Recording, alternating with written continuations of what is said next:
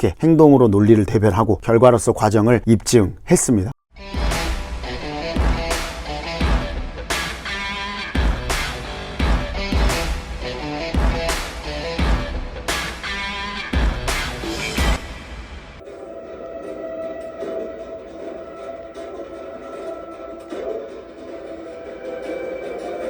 안녕하세요, ABC 코치입니다. 피지컬백 시즌2 드디어 베일에 벗었습니다.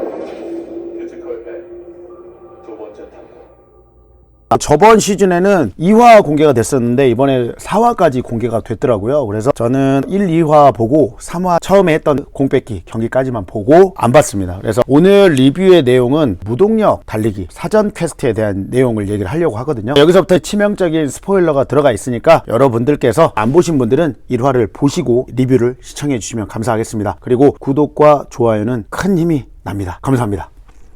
제가 프리뷰 영상을 올렸죠. 한 4-5개 정도 있고요. 피지컬 100 시즌2 해서 재생 목록이 이렇게 있어요. 피지컬 100 티저에 대한 리뷰, 선수들에 대한 분석, 이런 내용들이 나와 있거든요. 그래서 거기서부터 차근차근 한번 훑어보시면 제가 한 리뷰에 대한 연결성을 가지실 수가 있을 것 같고요. 시즌2의 1화 스포일러로 나왔던 내용들이 한 절반 정도예요. 참여하는 참가자들이 나와서 멘트, 자기의 배경 설명이라든지 히스토리, 그 다음에 티저에 나온 것처럼 프리퀘스트 100대의 무동력 트레드밀 깔려서 거기에서 이 경기를 한다. 이 컨셉에 대해서는 우리가 다 알고 있었고 처음에 10분 동안 달린다라는 것도 알고 있었죠. 그래서 티저를 통해서 얻을 수 있는 내용을 바탕으로 제가 이 사전 퀘스트 우승자에 대한 얘기를 했었는데 여러분들 보셔서 아시겠지만 맞췄습니다. 그럴 수밖에 없어요. 없다고 생각하고 그 이유를 제가 설명을 해 드리려고 하고요. 일단은 사전 퀘스트 같은 경우는 총 100명이 경기를 한 번에 진행을 하고요. 한 번에 100대의 무동력 트레드밀에 올라가서 10분 동안 최대한 많은 거리를 달립니다. 달린 후에 하위 기록 50위는 떨어져요. 휴식을 얼마나 하는지는 모르겠지만 두 번째는 7분 동안 트레드밀을 타서 누적 거리 기준 40명을 떨어뜨립니다. 그리고 또 일정 시간의 휴식을 한 후에는 5분, 마지막은 이제 5분인데요. 5분 동안 탑 10이 경기를 해서 1등을 가리는 거죠. 그래서 1, 2, 3, 4, 5 순위대로 나중에 이 퀘스트 1에서 내가 원하는 경기장, 내가 원하는 상대를 지목할 수 있는 거죠. 내가 이 참가자들에 비해서 우위를 점할 수 있는 부분인 거기 때문에 열심히 해야 되는 퀘스트죠. 작년은 매달리기가 나와서 엄청난 모습을 보여주는 여성 선수들이 있었는데 무동력 트레드밀에서도 대단한 모습을 보여준 여성 참가자들이 있었습니다. 무동력 트레드밀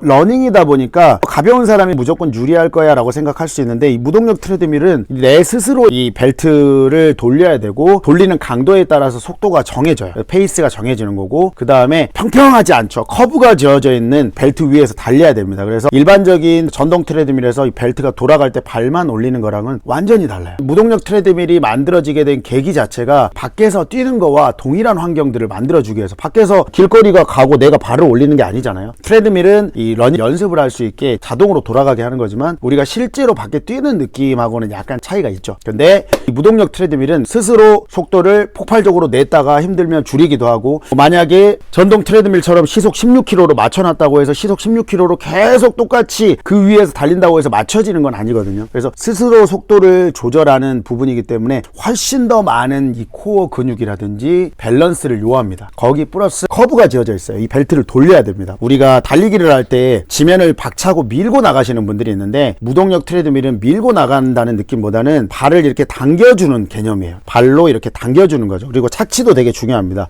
이 우리가 요새 러닝 많이 하시는 분들 미드풋 착지라는 얘기를 많이 들으셨을 건데 발 뒤꿈치로 딛게 되면 충격이 전신으로 다 가요. 뒤꿈치, 앞꿈치 이렇게 그리고 지면을 밀면서 푸싱을 하게 되거든요. 푸싱을 한다는 건 무게중심이 앞으로 기울어져서 앞으로 민다라는 건데 달리기를 하면서 자연스럽게 풀링, 다리를 이렇게 당겨주는 형태로 해서 이 무릎을 펴는 허벅지 앞의 근육보다는 이 무릎을 당겨주는 뒷근육을 많이 사용해요. 그래서 무동력에서 1분 이상만 뛰어보시면 바로 종아리, 햄스트링 쪽이 굳는 게 느껴지실 거예요. 실제적으로 저도 무동력 트레드밀 달리기를 엄청 많이 하진 않지만 그래도 1, 2주에 한 번씩은 해요. 운동 프로그램에 포함이 되어 있기 때문에 이렇게 한 번에 10분 동안 혼자 하는 연습은 많이 하진 않죠. 그런데 할 때마다 느끼는 거는 딱 1분 지나면 종아리나 햄스트링이 확실히 바로 옵니다. 그래서 느낌이 데드리프트를 한 몇십 개 한 것 같은 느낌이 와요. 속도를 올리고 지속이 될수록. 그럼 뒷근육을 많이 사용해야 되거든요. 심폐지구력이 바탕이 된 상태에서 이 근지구력도 굉장히 중요한데, 이 근지구력이 달리기 주법과 결합이 돼서 맞춰서 내가 잘 사이클링을 돌릴 수 있어야 돼요. 기본적으로 잘 뛰는 사람은 어디에서든 잘 뛰거든요. 육상이 베이스가 인 사람들, 혹은 정대세 선수처럼 축구 선수 베이스다. 기본적으로 심폐지구력 운동을 등한시하지 않고 자신 있는 사람들은 여기서 잘 뛸 수 있어요. 근데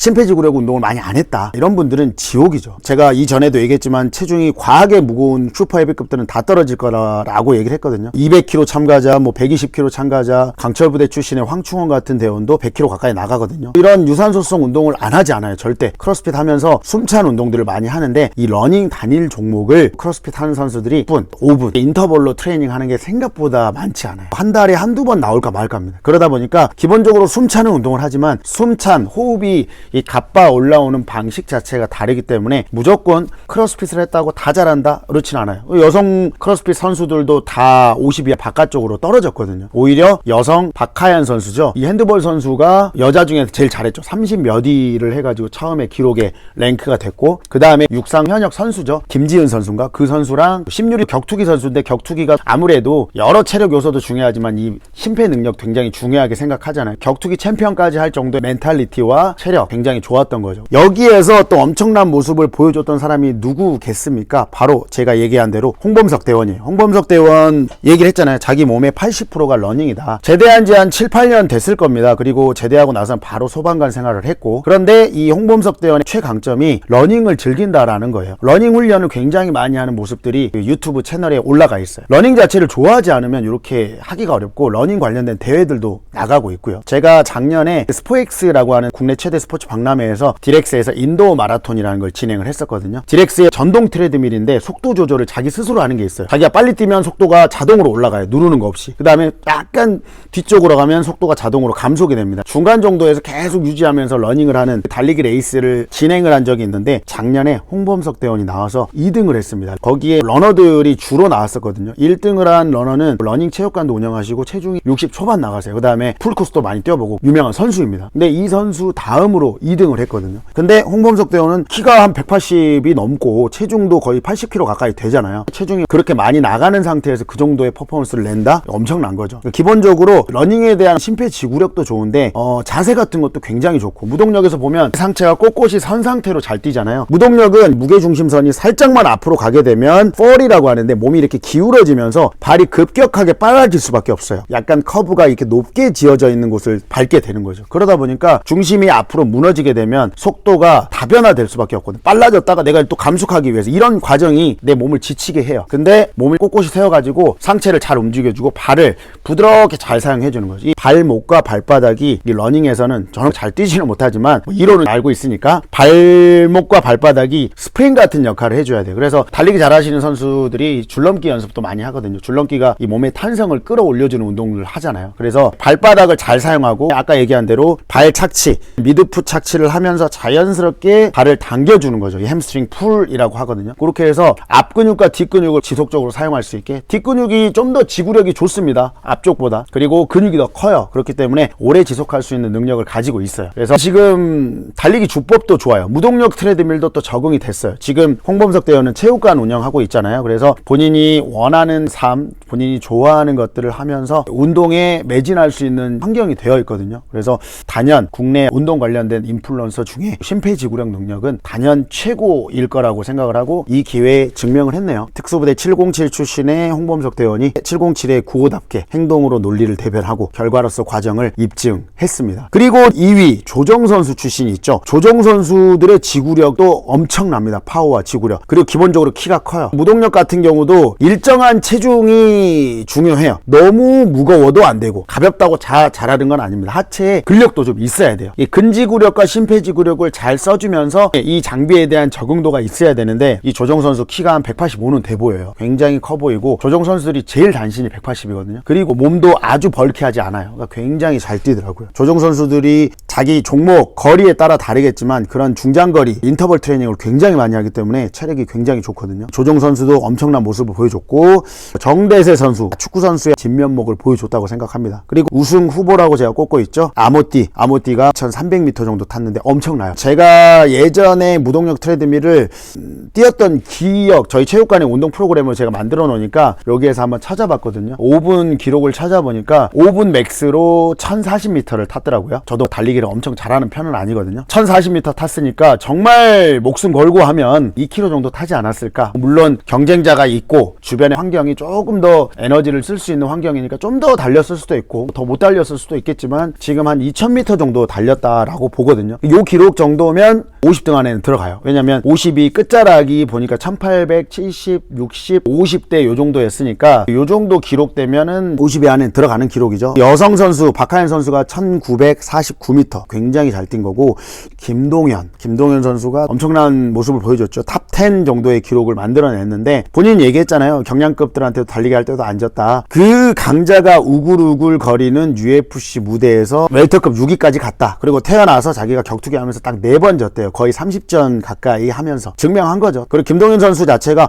엄청난 파워를 기반으로 하는 플레이보다는 끈적끈적하게 상대방을 지치게 만드는 플레이의 전문이거든요. 그래서 그런 것들은 기본적으로 자기 체력 안배도 중요하지만 운동에 대한 페이스라든지 지구력이 바탕이 돼야만 가능해요. 김동현 선수 승리가 2라운드, 3라운드까지 가서 하는 승리들이 많았거든요. 동양에서는 스턴건으로 빡빡 다 KO 시켰는데 서양 괴물들 만나니까 그게 쉽지는 않더라고요. 마지막에는 또 스턴건이 폭발하긴 했지만 그래서 클래스를 증명을 했고요. 그 다음에 또 정대진 선수 스포츠 모델 출신인데도 굉장히 잘 뛰었어요. 2165m 정도 뛰었는데 스포츠 모델이고 보디빌딩을 주로 하지만 육상 선수 출신이었다고 하고 체형 자체가 보면 호리호리 하기도 하고 근데 몸이 굉장히 좋죠. 80 전후 요 정도가 정말 신체 능력이 좋은 체중대인 것 같아요. 그래서 근력도 어느 정도 낼 수 있고 심폐지구력도 어느 정도 낼 수 있는 그 신체 사이즈 와 체중 이런 것들이 굉장히 잘 맞아 떨어져서 좋은 성적을 거뒀습니다. 어쨌든 홍범석 선수는 2400m를 넘게 탔어요. 이건 진짜 엄청난 기록이라고 보고 있고요. 그 다음에 조종 선수가 2391m 이렇게 탔고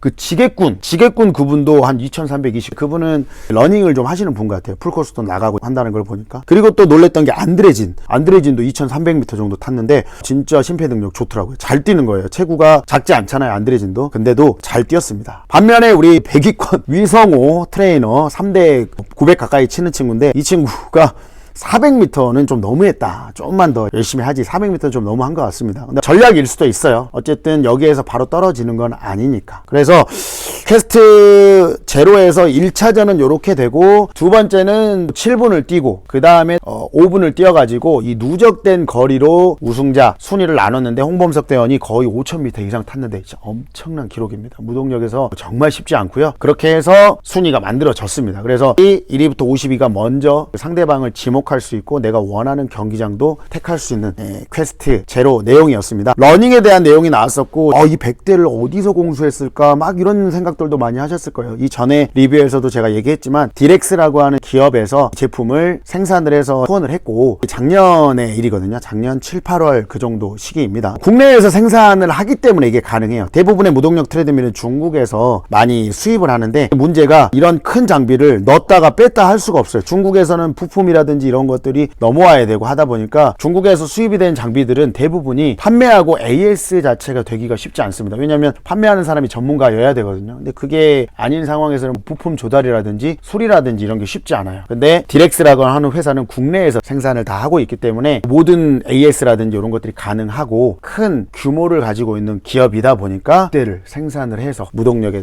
이 피지컬 100에 넣은 거죠. 피지컬 100 작가분이 그렇게 얘기했었거든요. 정말 무동력 트레드밀을 넣고 싶 싶었다. 이게 남녀한테 핸디캡을 주지 않는 방법이었던 것 같아요. 잘 뛰는 여성 선수는 50위 안에 생존을 했잖아요. 그렇기 때문에 나름대로 이런 부분들이 계산에 있었던 것 같거든요. 남성분들 덩치 크고 힘 세신 분들이 다 뒤로 밀렸고 선택권이 없는 상태가 돼버렸기 때문에 그만큼 사전 퀘스트를 통해서 여성 참가자들이 멋진 스토리를 써나갈 수 있는 베이스를 만들지 않았나 라고 보고 있고요. 두 번째 내용은 이 공뺏기 서바이벌 1대1 데스매치인데요. 이 내용은 다음 리뷰 때 제가 진행을 한번 해보도록 하겠습니다. 굉장한 반전이 또 있었고요. 역시는 역시다. 레전다리라는 그런 말이 생각이 날 만한 정말 재미있는 매치업이 있었거든요. 1대1 데스매치 자체가 그렇듯이 누군가는 생존, 누군가는 탈락이에요. 바로 토르소를 깨고 탈락을 하는 그런 생존 매치인데 데스매치 다 본 후에 리뷰 한번 만들어 보도록 하겠습니다. 여기까지 본 내용이 재미가 있으셨다고 하면 구독과 좋아요 부탁드리고요. 여러분들의 구독과 좋아요를 통해서 계속해서 리뷰를 만들 수 있는 힘이 생깁니다. ABC 코치였습니다. 바이바이.